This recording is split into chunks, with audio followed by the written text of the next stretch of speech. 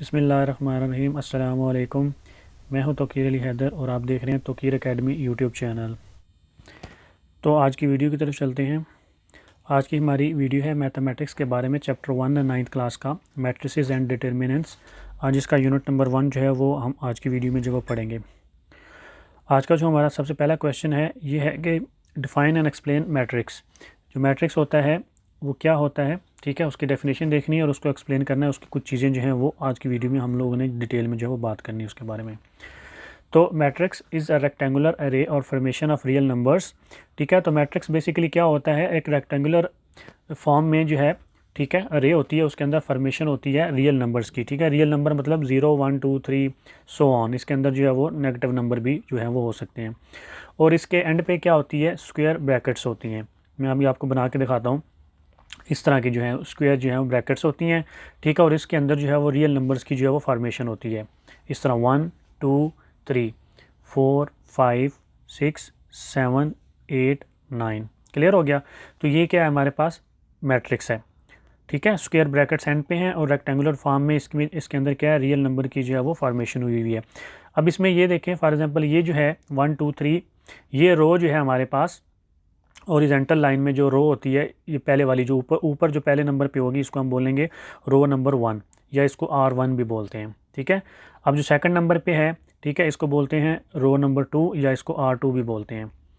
अब जो तीसरे नंबर पर है, इसको बोलते हैं रो नंबर 3 या इसको R3 भी जो है वो बोलते हैं। ये तो होगी इसकी रो। ये मैट्रिक्स की क्या होती हैं, रो, जो हॉरिजॉन्टल लाइन में होती हैं।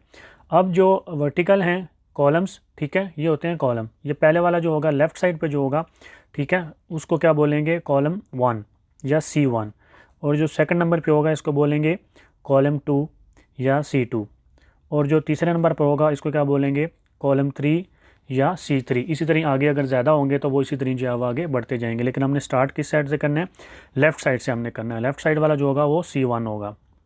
रोज़ जो है वो ऊपर से स्टार्ट होती हैं, कॉलम्स जो हैं वो लेफ़्ट साइड से स्टार्ट होते हैं। इसके बाद नेक्स्ट जो चीज़ आती है इसमें वो है ऑर्डर ऑफ मैट्रिक्स। मैट्रिक्स का जो ऑर्डर है वो क्या होता है। ठीक है, तो इसमें जो डेफिनेशन है इसमें वो आप ऐसे लिखेंगे, the order m of a matrix equals to the number of rows multiply with the number of columns. ठीक है, अब जो नंबर ऑफ रोज़ हैं उसको मल्टीप्लाई करना है नंबर ऑफ कॉलम के साथ। नंबर ऑफ रोज़ को हम जो है m से लिखते हैं और नंबर ऑफ कॉलम्स को जो है हम n से लिखते हैं। ठीक है, तो ये क्या हो जाएगा, m मल्टीप्लाई बाई n। ये आपने याद रखना है, m पहले आना चाहिए और n बाद में आना चाहिए।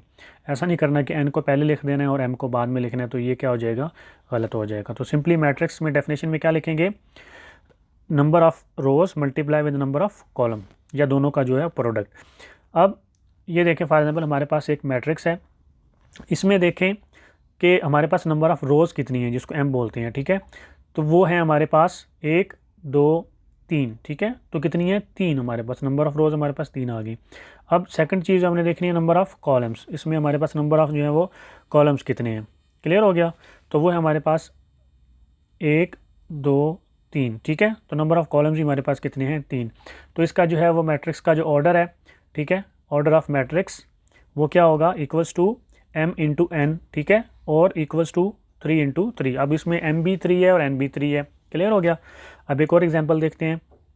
ये हमारे पास मैट्रिक्स है 1 2 3 0 1 2। अब इसमें देखें, सबसे पहले नंबर ऑफ़ रोज़ m वो इक्वल्स टू क्या है, 1 और 2। इसमें सिर्फ रोज़ कितनी है, 2, तो इज़ इक्वल टू 2। अब जो है नेक्स्ट नंबर ऑफ़ कॉलम्स, वो इसमें कितने हैं, 1 2 3, तो इसमें नंबर ऑफ़ कॉलम्स कितने हैं, 3, तो इज़ इक्वल टू 3।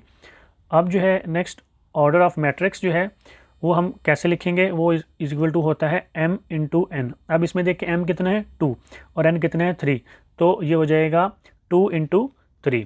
क्लियर हो गया। तो इस तरीके से जो है आप किसी भी मैट्रिक्स का जो है ऑर्डर जो है वो फाइंड कर सकते हैं। इसमें सिर्फ आपने ये चीज़ याद रखनी है कि आपने m को पहले लिखना है और n को बाद में, मतलब नंबर ऑफ़ रोज़ आपने पहले लिखनी है और नंबर ऑफ़ कॉलम्स आपने बाद में लिखने हैं।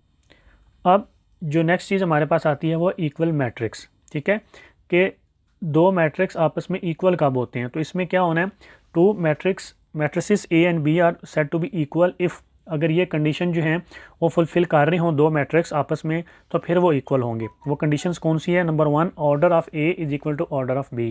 मतलब A और B जो दो मैट्रिक्स होंगे उनका अगर ऑर्डर सेम होगा तो वो इक्वल होंगे। इसके साथ दूसरी कंडीशन क्या है हमारे पास, there corresponding entries are equal. ठीक है, उनकी करस्पॉन्डिंग एंट्रीज़ भी इक्वल होनी चाहिए। ये मैं आपको अभी बताता हूँ मैट्रिक्स के अंदर, अभी एग्जांपल के अंदर के कोरस्पोंडिंग एंट्रीज का क्या मतलब होता है। क्लियर हो गया। फॉर एग्जांपल ये हमारे पास मैट्रिक्स है, इसकी एंट्री में 1 3 -4 2 है, ठीक है। और एक हमारे पास मैट्रिक्स है 1 2 + 1 -4 4 -2। क्लियर हो गया। इसको मैं ए का नाम दे देता हूँ, इसको मैं बी का नाम दे देता हूँ। अब हमने देखना है सबसे पहली कंडीशन ऑर्डर ऑफ ए, वो क्या है हमारे पास m × n = 2 × 2, जो अभी मैंने थोड़ी देर पहले बताया, आप ऑर्डर निकाल सकते हैं। अब देखें ऑर्डर ऑफ मैट्रिक्स बी, वो क्या है 2 × 2। अब इन दोनों में देखें, दोनों का जो है वो ऑर्डर जो है वो 2 × 2 और 2 × 2, इसका मतलब है कि हमारी पहली कंडीशन जो है वो फुलफिल हो रही है। अब देखनी है सेकंड कंडीशन, कोरस्पोंडिंग एंट्रीज जो है वो इक्वल होनी चाहिए। कोरस्पोंडिंग्स कंडीशन नंबर 1 हमारे पास जो है वो डन।